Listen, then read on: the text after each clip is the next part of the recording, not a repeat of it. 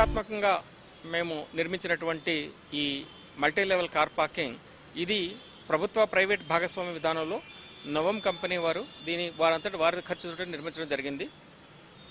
దాదాపు 100 కోట్లు ఖర్చు పెట్టి ఈ ప్రాజెక్ట్ని వారు చేయడం జరిగింది.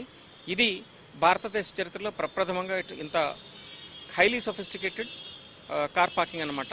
ఇక్కడ అసలు హ్యూమన్ ఇంటర్వెన్షన్ అనేది ఉండదు. ఎవరు కూడా మనుషులు కార్ని పార్క్ చేయటం, ఆ కార్ని మళ్ళీ డిజిగ్నేటెడ్ ప్లేస్కి తీసుకెళ్ళడం అనేది ఉండదు. ఇది భారతదేశంలో ప్రప్రథమంగా ఇట్లా జరిగింది.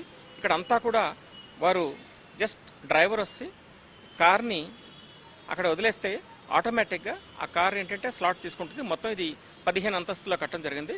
అందులో 10 అంతస్తులు దీనికి పార్కింగ్ కోసం కొన్ని క్రింద కొన్ని పైన కేటాయించడం జరిగింది. ఒక 5 అంతస్తులు మాత్రం కమర్షియల్ యాక్టివిటీ, ఎందుకంటే ఇది ఇంత ఖర్చు పెట్టి వారితో చేశారు కాబట్టి మేమేమి కేవలం ఒక అరెకరం భూమిని ఇవ్వడం జరిగిందనమాట ఈ ప్రాజెక్ట్ కట్టడం కోసం.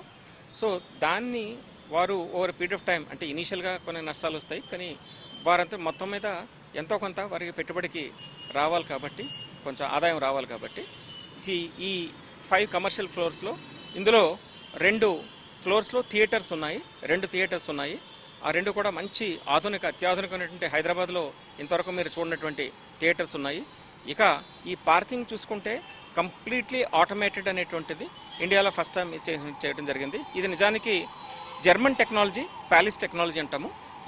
అంటే పజిల్ పార్కింగ్ అన్నమాట.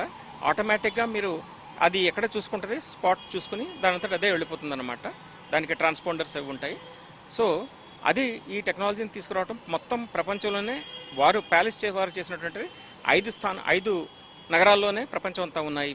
ఇది 5వది అన్నమాట ఇక్కడ హైదరాబాద్లో చేయడం అనేది.